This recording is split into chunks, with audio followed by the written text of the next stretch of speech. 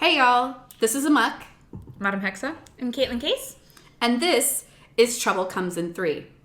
This podcast discusses scandalous topics like communication and sexual health, along with kink, leather, and ethical non-monogamy.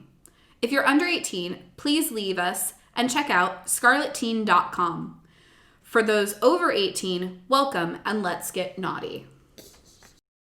Hey y'all, it's Aemok.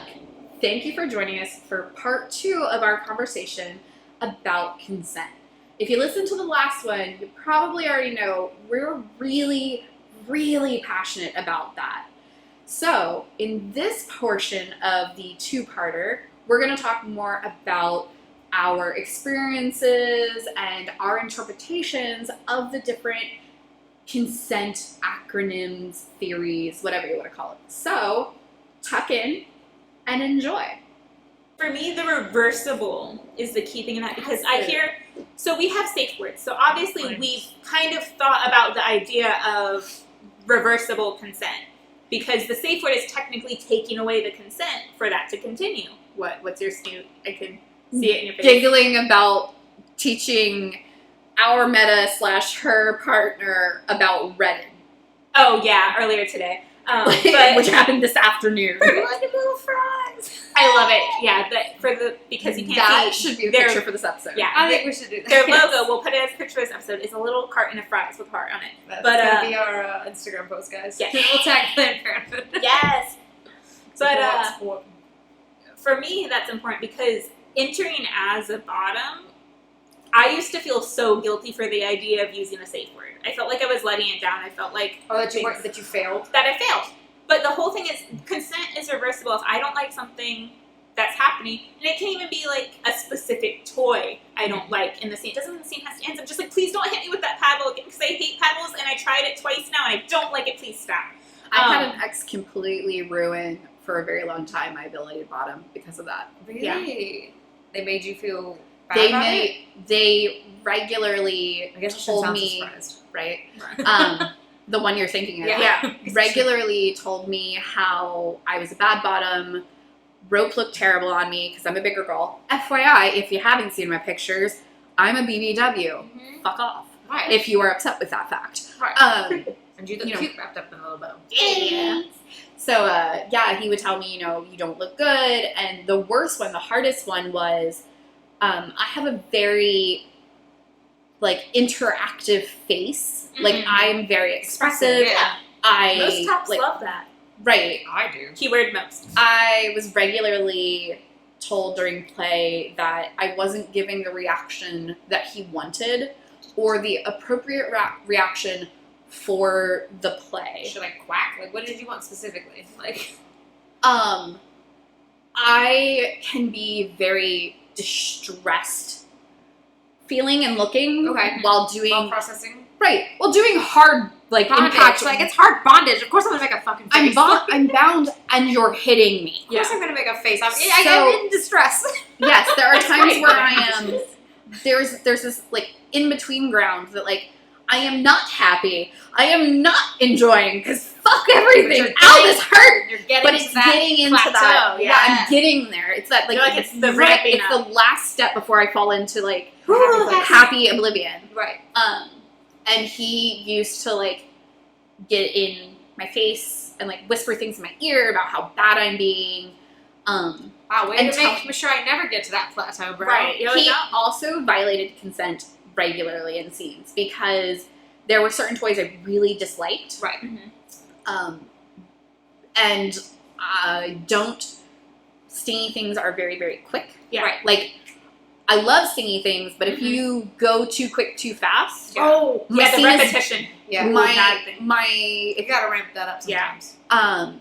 and so he would purposefully do those things. There's actually a toy that is no longer on my red list because the guys have helped me get With through it, it, but was paddles. I hated paddles. You even tapping me with a paddle would make me want to punch you in the face. It Yeah. was just that Visceral. and I didn't really get paddled with actual paddles. Right. So that there wasn't this oh, it's reminiscent. Right. No, everything about this thing upsets me. Yeah. And he would regularly tap me with one while we were at, like, not even in the scene, but like just out and about. Out and about, and just hit me with one. And then when I would turn around and get really upset and be like, I told you that is not okay. Yeah. And he'd be like, oh, it was just a tap. Doesn't matter. Right. But this is turning into a horror story of submission. A cautionary tale. A cautionary tale. Yes, I like that. You endure so others don't have to. Right. I tried really hard. I want to be the best girl I possibly can be. Like, being a good girl, being a useful girl, helping my dominant in any way that's going to make their life better, easier. That is my goal. Right. This was a partner who I was live-in. Mm-hmm. We actually owned a house together. So we were very, very entwined, like, fiscally and things like that, as well as in our relationship. Mm-hmm. And so I turned a blind eye to a lot of these things. Right. And just been like, oh, that's just his personality. Right. Oh, you know, he's just a little bit aspy-ish. Like, Right. when really, like, no. You're just piece of shit. You were just constantly... You're just piece of shit. Right. You're just constantly violating my consent, asshat. Right. But for years, I didn't really want to play with people. Yeah. I didn't want to blame you. bottom. Because you're like, if that's the experience I'm going to Right. get, why would I want to do that? Right. Well, If I worst- can't trust him, how can I trust anybody else? I really, really have, to this day, I have a lot of problems with a play partner telling me I disappointed them. Oh. Because of that. Yeah. Because it was in every time we scened for 3 years. I don't Almost every time. think I have ever said that for a play scene to somebody. It can even be so. So I had a play partner who I adore, was very fun. We played for like 3 years. But actually, it was one of the few humans I could play with after that ex. We had a great friendship, and he knew about it. Me and him specifically worked on things that borderlined consent because I was working through a lot of trauma, things like that. And so we knowingly fucked with a lot of boundaries that, like, we knew, but we had been playing for years and years. We had that relationship. epic amounts of conversation, and the relationship. And it can be a therapeutic tool. It can. And we were playing one day, and I had mentioned to him, I was like, because the other person was there at the event, and I was like, please don't say, like, I don't know if I can handle this word. And he knew that it had been a thing. Yeah. Well, he used a variation. Toed a little too close to it. It triggered an entire panic attack. Oh, jeez. And this is where that, like, The communication and consent, Yeah. because he knew this was a possibility. Right. He also knew where my meds were, because they were in our hotel room. Right. Not the best idea, but it happened. I knew where they were. were there. But so far. we were playing, we were having fun, and he looked at me and he was being super sexy and, like, scary, and it was great. Right. And he looked at me and was like, don't disappoint me, girl. And I literally just, I fell. Right. I actually fell. From, I wasn't fully tied into the A-frame that we were on. I was just, my hands were wrapped up in it. Right. And I literally dropped. Oh And then my hands came out and I fell to the floor. No, I mean, I'm similar, like, even You literally like, had the rug pulled out from under you. Right. And I was just, now, I will say props to that top, because we knew that this could happen. Right. We play with my trauma triggers. Right. It's a thing that we do together. It was something that was really hot for both of us, was to try to work through these things. Right. Oh, yeah. Like, it's a thing. There are going to be some not wins. so successful ones. There's going to be some wins and some nots. The owner of that event he was doing the DJ that night, and so the DJ booth was quite close to where we were playing. It was, like, right beside it. He had no idea that I had collapsed and was having a, like, full-on panic attack. Had no idea, because my top knew what he was getting into, knew the risks. And knew what to do when it happened. And knew what to do when it happened. And was like, do you need your meds? And I was like, I think so. And he's like, are you sure you need your meds? And I was like, yeah. Like, because I could only get pieces of words out. But he got me meds, he got my water. No, the people around us, no one knew that I had the extent of, like, they just thought I had hit, like, subspace and fell, and dropped from that. They had no idea I was losing. I'm sure my it shit. was also very, like, graceful. Yes.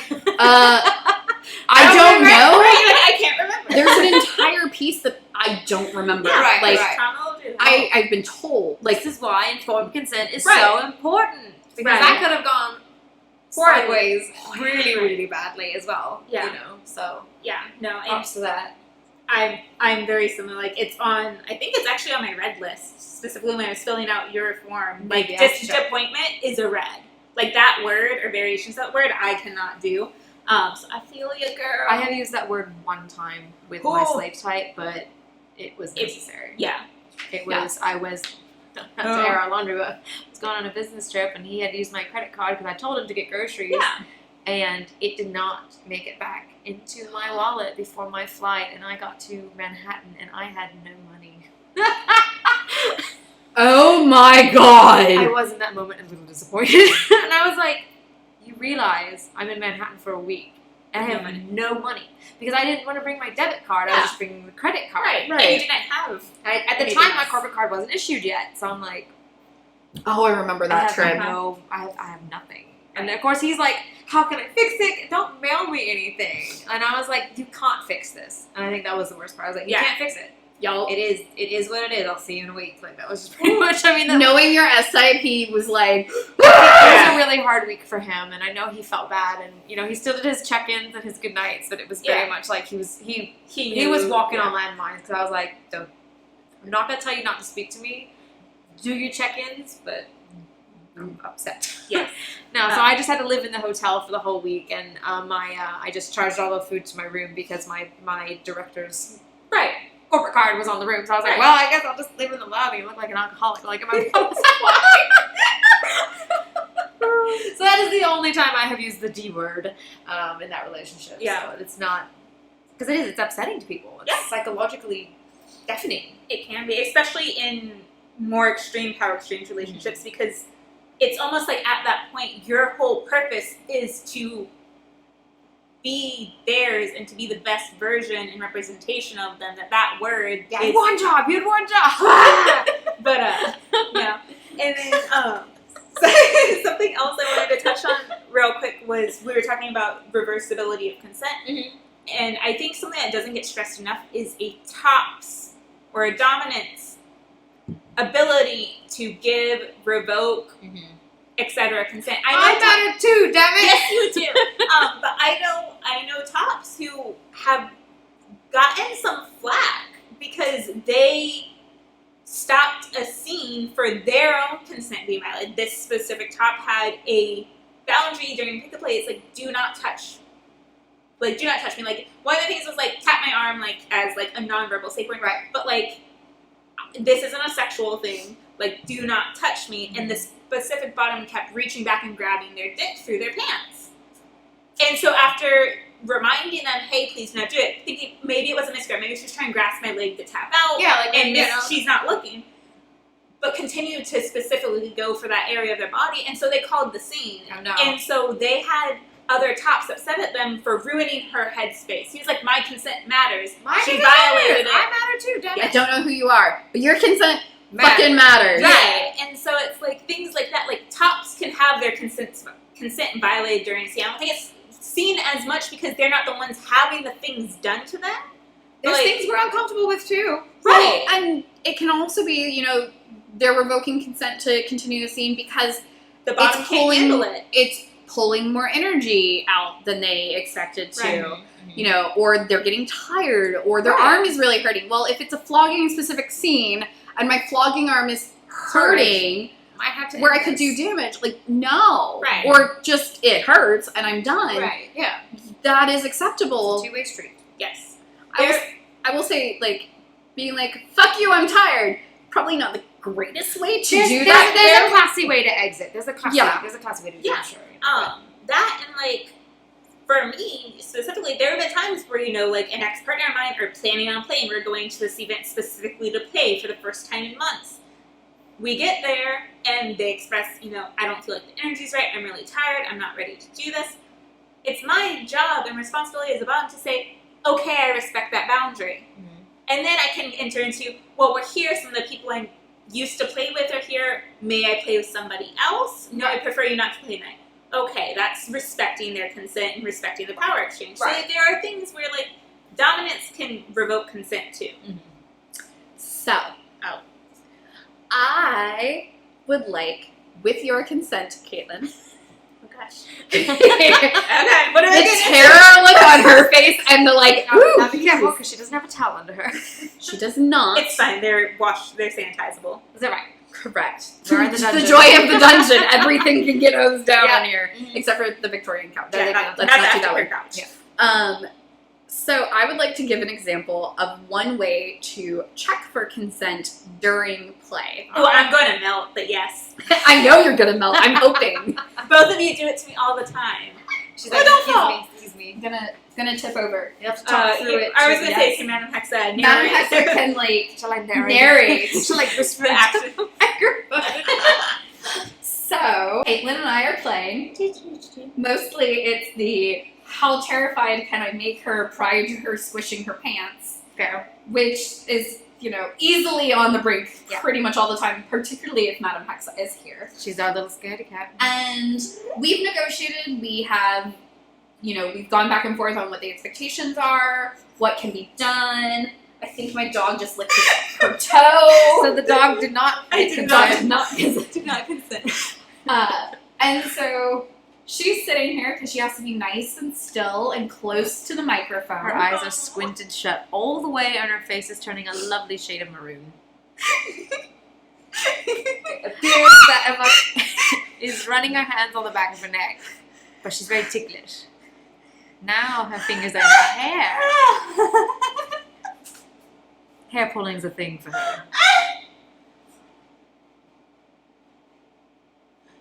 Can I cane your tits now? Yes. I'm sorry, I didn't hear that. What was it? Yes, please. There you go. Good Bravo. And then, And then you have consent. and then that's consent. And that's a way to sexily. Oh, I had makeup. She's She's crying. wiping her tears, but she has mascara on. So it's gonna burn in a moment.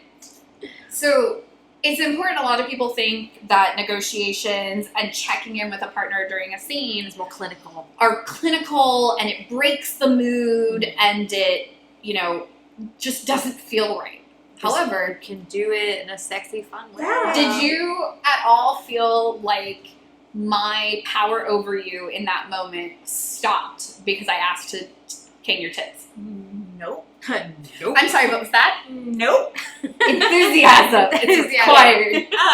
She's like, oh, girl. No, and I love it because for me, that's, especially if I'm playing someone I'm in a close relationship with or a dynamic with, for me, that's a continuation of the scene. Because, particularly if a top leans in and they're like, Whispers in your ear. yes, someone here is very guilty of that. And she's supposed to talk about you, Mark. Oh, I must be talking about you. leaning in and going, would you like it if I did XYZ? You're like, I would. I'm like, I would love it. And you're like, you know what, maybe I'm not going to. well, in that case, we're not doing that. But I will say that these are, in both of these scenarios, these are things that we've already had negotiations for. Prior. Yes. We're not changing I the don't do negotiations. mid-scene. Yeah. I don't do mid-scene. See your negotiation episode. For that. Check-in is different Yes. than renegotiation. Right. Yeah. A check-in is different. So if this had been a scene where we were actually playing, we would have already had a discussion about, I'd like to cane you, I'd like Right. to do it on your breasts and this and that and the other thing. Right. The reason that renegotiating mid-scene is a very touchy spot that I don't recommend either is because a lot of people, both top and bottom, Mhm. get into a headspace within the scene. Yeah. And it's almost as if their brain is intoxicated. Right. And so they can't necessarily consent to a change of situation. Right. Exactly. Yeah. Yeah. So no, I'm a big fan. I used to be super against checking in because I would do more. Not necessarily. I didn't consider it pick-up play because I had very well vetted and had a play relationship with these people, but I wasn't close to them by any means, Mhm. and so it wasn't necessarily pick-up play, but it was play Casual partners, play. casual Casual play. And for that, it was a lot more clinical of did you like it when I did that? Does that feel okay? Things like that. And for me, I'm like, yeah. And so I expected, like that's just how it does it. But when I actually had like that partner in the dynamic that started to do the like, oh, would you like that? Or does that feel good? But not in a doctor, it's your turn kind of way? No, but I'll also be like, what's your color? Because I use a lot of like red, green, yellow because it's super common, easy, the whole 9 yards. Most dungeons use it. Yeah. It's a very publicly understood, and I'll be like, what's your color? And then they have to tell me what color they're at. Yeah, use your brain. Yeah, that's a fun one for beginning scenes too, because they'll be like, what are your words? And Well, I'm like, You're like, oh, I've lost all my words. right? I'm like, And when they do things like that, because Yeah. you're notorious for that. Yeah. Then I would hit them in a pre-approved spot And be compared to like, I'm louder. like, I'm sorry, use your words. And like for me, that falls kind of more into kind of the power play of things, because it's not always power exchange. Because there are partners I play with, like we have a power play relationship, for sure. But it's not necessarily power exchange. But for me, I go nonverbal when I play with a lot of people, which they were both very aware of before it was a thing. I communicate that during my negotiations because consent matters. There are people who are not okay with people who go nonverbal, And that's and that's okay.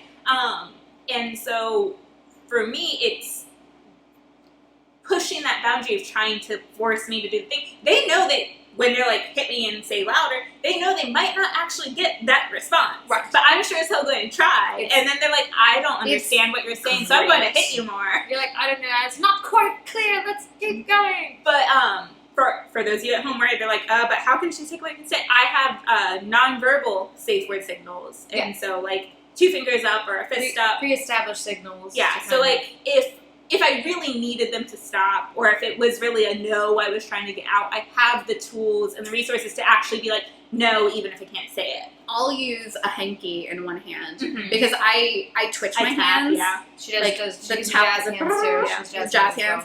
hands. When I process pain. Yeah. I don't want you to stop. I don't want you to slow down. Right. That's just me, I need a breath. Flappy Bird. I'm used to the Flappy Birds. I got a lot of Flappy Birds in my life. David pounds his fist, actually. He'll actually, like, get angry. And be I like, think there are very few scenes in that, but I used to be really bad about just clenching my hands, Like, especially in and time public down. play. If I'm on like a bench or on a cross, like clenching my hands, and then you're like, oh, that's a red. I'm like, oh, let's negotiate what that looks like, because I do that That's all the why time. I use the hanky. the clenched fist is not their stop sign. You Yeah. have to hold your arm up in a specific way, like way up here, for me to know. If Yeah. your arm's already up here, I can't rely Right. on that, and I But don't. that's why I you ask questions. Mhm. And that's why I use like a hanky, because I can have my hands up and be fisted. She's like, yes, please. Not what I meant, but yes. You're like, it works. And if I need to, and it's not like the hand jerky thing, I can drop the hanky. Right. Yeah. And that lets them know, like, I need a minute, we need to check in. Like, Right. But I don't actually have to say anything or Right. remember a hand signal. I just have to, like, open my hand. Right. Right. And And it's very it's a personal visual. too. Like if you're someone who's not gonna be able to hang on to that, Right. regardless, we're gonna be stopping an awful lot. Right. But that's why things like that, nonverbal cues, need to be personal and Right. need to be discussed in advance. To be like, here's what I'm gonna do. Can you look for that when we're having a scene? I had a deaf partner who, because our cues were not as well defined when we first started playing, Mm-hmm. and they had a knife poorly placed behind my head, and they said, "Don't move," which is hilarious because they're the deaf one, and I went, "Huh?" and I picked my head up and I stabbed myself in the back of the head. You're like, Yeah. oh, that's embarrassing. So One more thing from you, Kaitlyn, and I think we turn this down a dark alley and we get into some. That was where I was going. Is that where you're going? Yeah, Are you ready to go on this dark spooky Oh, journey? yes. I am, because I know it's something that I think both of you have at least dabbled in. It's something I haven't quite got into, but I'm curious your views on consensual non-consent, which we've talked That's a little the bit real about Holy Trinity, in before. my opinion. Right. right, Goals. But Okay. so what are your views on partaking in it, and like the lines between when consent is or isn't a thing anymore? Okay. First off, I think CNC is a big umbrella term. There's a lot of shit that falls under that. Yeah. Things that are like scene specific. I know people automatically think about things like rape Rape scenes scenes. and kidnapping scenes and forced scenarios, things like that. Those are definitely CNC. But that's just a tiny variety of CNC. CNC, I think, also can be used in power exchanges as a means of taking every little bit of authority away from the S-type in this case. And even if I ask you, Mom, would you like to have this meal that you don't like? I'm not asking in a CNC scenario, that kind of thing. So it can be something as simple as like making food choices or dictating what you wear, which in a power exchange, a lot of that stuff happens naturally. We don't necessarily call it CNC because it's not always an uncomfortable thing that's happening. If you enjoy when your D-type picks out your underwear, you don't have that choice anymore, but it's not non-consent because you liked it. Yeah. For me, consent, non-consent, developing that relationship. The only time CNC is CNC is when there is consent to be involved in the thing. Yes. If somebody is like, oh, this is consent, non-consent, and you're like, but I never consented to non-consent. Right. Then that's not CNC. That's abuse. That's not what we do. Yeah. Actually, first C is really important. Yeah. The individual who did the scene with the disappointment and like freak out, he and I had what was essentially a CNC relationship without like stamping it as such. Right. Yeah. We had at one point within our years of playing and knowing each other and doing stuff, we had a series of multi-day face-to-face conversations about what we like and what we don't like and where our boundaries are and where our boundaries aren't and things like that. And then at the end of it, we both came to the agreement that we could do whatever we wanted to each other, however we wanted to do it to each other, regardless. And there was a responsibility of the other partner to speak up if it's a problem. To withdraw the consent. To withdraw consent. Okay, so blanket, consensual, is consensual. Yeah. And then withdraw is the important part there. Yeah. So more active in your You consent. had to be active in withdraw. Like, we consented because both of us liked things like rape play. Both of us liked things like, really torturous, super creepy. Dark shit. Oh, some dark shit is delicious. Right. I miss playing with them. Yeah. But it was, we can do all of these kinky fucking fucked up shit with each other. But when you've had enough, You have But to say if so. something becomes a problem on either part, it's our responsibility to speak up. And if we do not speak up, then You can't blame the other person.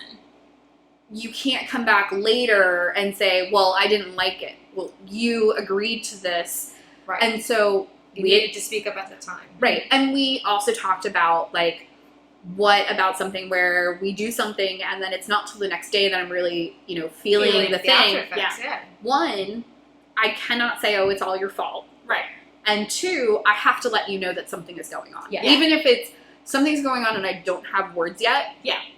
Just But I know can't turn hey, around. Here's a flag, put this pen in for later. Yeah. Right. But I couldn't turn around and go, You did this to you me. did this to me and I never consented. I did consent. We had a enthusiastic consent of, let's do all the weird shit. We really like to do that. Maybe we don't even talk to, like, Close other people about. people Right, about yeah, because right. it's really Everyone's fucked got up and shit dirty. in their closet they don't want to air out. As soon as you find someone that you can air that shit out with, go for it. Well, like you said earlier, we all play pretty extreme. Yeah. And our extreme, in some cases, are more extreme than, like, the general, like, kink community is comfortable with. I suppose I agree with that. Yes, I have to. Yes, you do.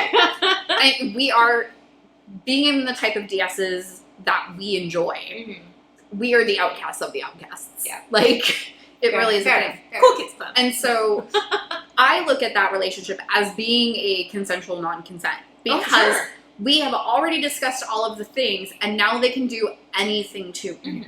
I did still have a safe word. Right. Yeah. Red was the ultimate safe word. I don't believe, even in consensual non-consent, I don't personally believe in removing the safe word Agreed. because then they can't consent to the thing. Right. They don't have the by taking away the ability to withdraw consent, you're taking away their consent. In a similar fashion, not quite the same way. My boy does not officially have a safe word, but it is my prerogative that our CNC lifestyle involves around respecting a very small list of hard limits. Those would be a flaggable red stop immediately infraction. I choose to avoid those things completely. And our relationship is based on honoring that agreement. Yeah. So in a way, yes, he still has that out because I'm never going to touch those things. And the idea is that because this has grown over years, and I think you made a good point earlier, this is not something you just like met this person in an hour and decided to do this. No. We've grown for years, and we started originally like, okay, this particular scene we're going to do for this next 60 minutes where you're totally mine, we're going to have CNC. And that will include XYZ. And I was very specific initially. Yeah. And we kind of worked through that. And, he likes the idea of being made to do things and forced into situations. Like, obviously. He's not a masochist, but damn, he looks good when he's getting his balls shot. You know what? He does. And also, like, the thing is about it, like, he's got incredible endurance. It's an endurance game. It really is. And I think part of it is, like, it's a personal challenge. Right. It's like, how far can I get this time? He's like, how far can she push me? I want to go. That kind of thing. And so it progressed then, and then, over a year of doing that, of designating particular scenes that were going to be more CNC focused, which primarily we did at home. We didn't do public CNC scenes initially, because people are a little uncomfortable with some of the stuff that happens. On top of that, it was the first time he was doing something like that. You don't know what their reaction's didn't know how it was going to be, and I wanted to kind of control that as much as possible, and if it went sideways, it was at home, he's 3 feet from bed, we can snuggle him and give him M&Ms, and it'll be fine. Yeah. Then it progressed to, after like a year or so, it was more of all of our play scenes are CNC. I can do whatever I want. I honor the hard limits because that's my prerogative. You've given me the authority to do that in our relationship. So all the play scenes became CNC. CNC worthy. You could. I could. It might be something that he's totally fine with, and I might push him to do something he really doesn't like to do. But that was the authority there. And then recently, in the last year, it was more of CNC full-time. So if I wanted to do, with spoken parameters, obviously, like, it's not worth losing his job over, but, like, if he's in my home, he's fair game. I can do whatever I want to him, whenever I want to him, however I want to him. But it's something you build over time. Yes, for sure. And I think it's sometimes a very sexy notion, because it's like this ultimate, like, crowning glory, this MS, or this, like, I'm so good at being a bottom or a top that I can do anything, and I think it's fine to have a goal like that.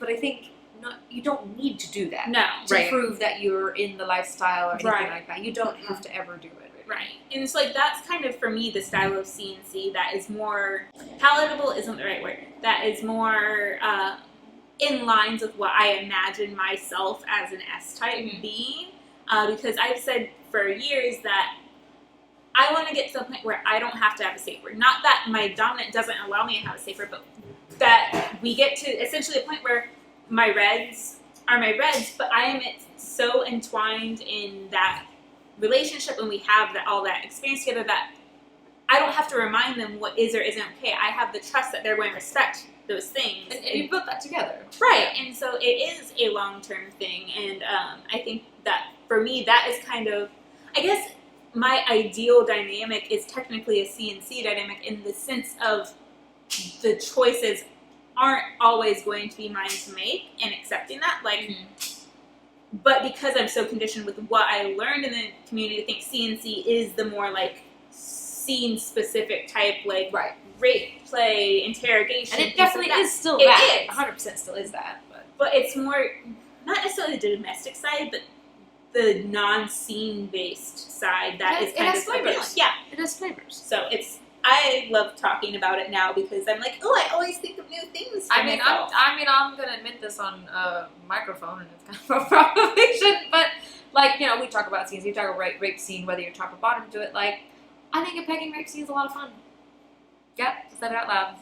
I'm not opposed to that. Right, exactly. And it doesn't hey girl, hey. And it's one of those things where, like, yes, it is a power trip. Of course it's a power trip. And I mean, that's why people do these sorts of things. It's either to feel helpless or to feel absolute power over somebody. That's what people are getting, I think, out of C&C. And even if it's just scene-based, for that moment, you scratch that itch. For that moment, you're completely helpless. And if you're on the other side, you're complete total control. You have a moment like, I'm God, nobody can stop me, for the next 30 minutes or so. I'm unstoppable. And I think that's where the appeal comes from. But I think it's important to emphasize one more time that this is a consensual non-consent. Yeah, if the first C isn't there, it doesn't It's exist. just abuse or rape. Like, it's not. Yeah. So just wanted to emphasize that one more time. Yeah. And if not everyone is enthusiastically consenting, And it's not. then it's regardless of the role, because there's some shit I'm into that a lot of times. Like, I could never physically do that to another human being.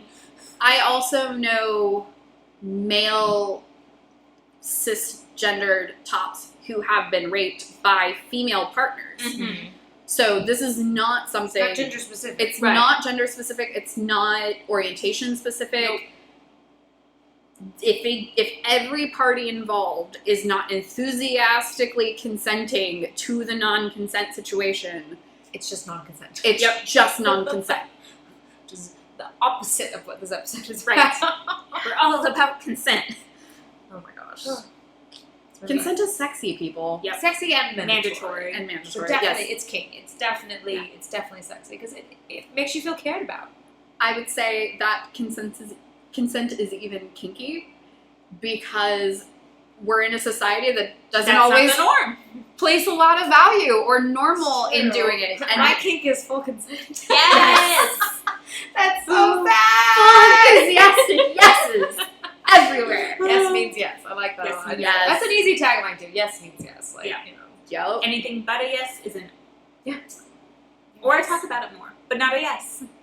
Still not a yes.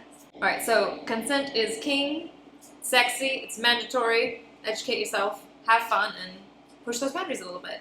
And remember, Trouble comes in 3. and get fucked.